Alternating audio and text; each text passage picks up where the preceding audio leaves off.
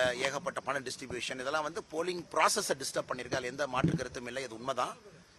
But அதுவும் இன்னைக்கு வாக்களிக்க வர்றவங்க இதையெல்லாம் தாண்டி மனசாட்சிப்படி சரியான முறையில் வாக்களிப்பாங்கன்னு முழுமையான நம்புறேன்.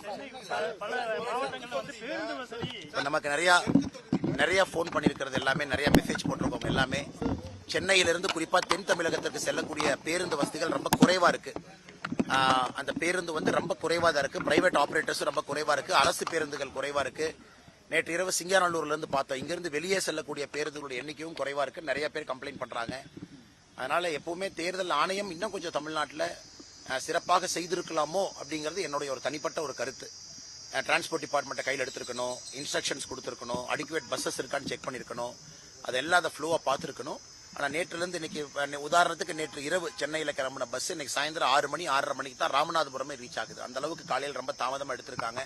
இது நிறைய நம்முடைய வாக்காளர் பெருமக்களும் கூட, நம்முடைய கட்சியை சார்ந்தவர்களும் கூட, பொதுநிலையா இருக்கிறவங்க கூட, இளைஞர்களும் கூட இது ஒரு பெரிய கம்ப்ளைண்டா நேற்றிலிருந்து சொல்றாங்க. இதை பத்திரிகை நண்பர்களும் இதை நேற்றிலிருந்து நாங்கள் பேசிட்டு இருக்கீங்க.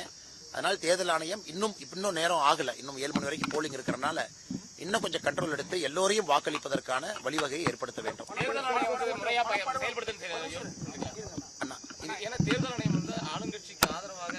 இந்த முறை என்ன கேட்டீங்கன்னா, நான் தேர்தல் ஆணையத்தை பத்தி நான் இந்த கட்சி அந்த கட்சின்னு சொல்லிங்கன்னா, தேர்தல் ஆணையம் இன்னும் சிறப்பாக தன்னுடைய பணியை செய்திருக்க வேண்டும் அப்படிங்கிறது என்னுடைய ஒரு தனிப்பட்ட கருத்தாக நான் வைக்கின்றேன். காரணம், வீட்டுக்கு 4 பேர் நடந்து போய் ஒரு வாக்குக்கு 5000 ரூபாய் கொடுக்குறாங்க.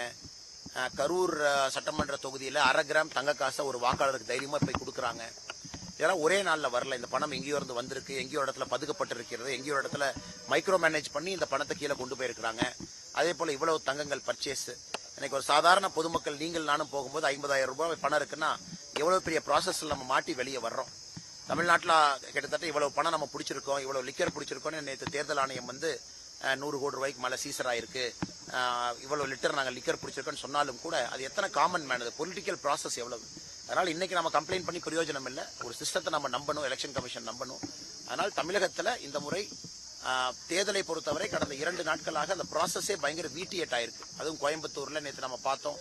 கோயம்புத்தூர் தெற்கு தொகுதியினுடைய சட்டமன்றத்தினுடைய வெற்றி வேட்பாளர் அம்மன் அர்ஜுன் அவர்கள் ஆர்ப்பாட்டம் பண்ணது எல்லாத்தையுமே நம்ம பார்த்தோம். வாக்காளர்கள் பார்த்துக் கொண்டிருக்கின்றார்கள். இதையும் தாண்டி வாக்காளர்கள் வாக்குச்சாவடிக்கு வரும்பொழுது நியாயமாக, நேர்மையாக, மனசாட்சிப்படி வாக்களிப்பார்கள் என்று முழுமையாக நம்புகின்றேன். சத்தமா சொல்லுங்க.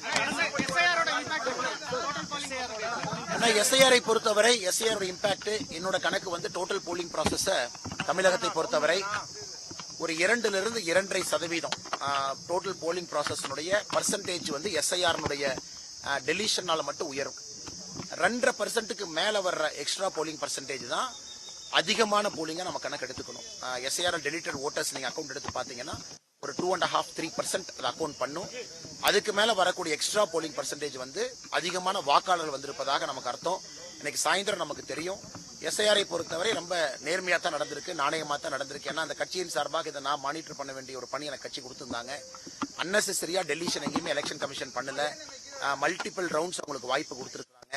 அதனால எஸ்ஐஆரை பொறுத்தவரை தமிழகத்தில் உண்மையாலுமே நடுநிலையாக சிறப்பாகத்தான் தேர்தல் ஆணையம் செயல்பட்டு இருக்கிறாங்க.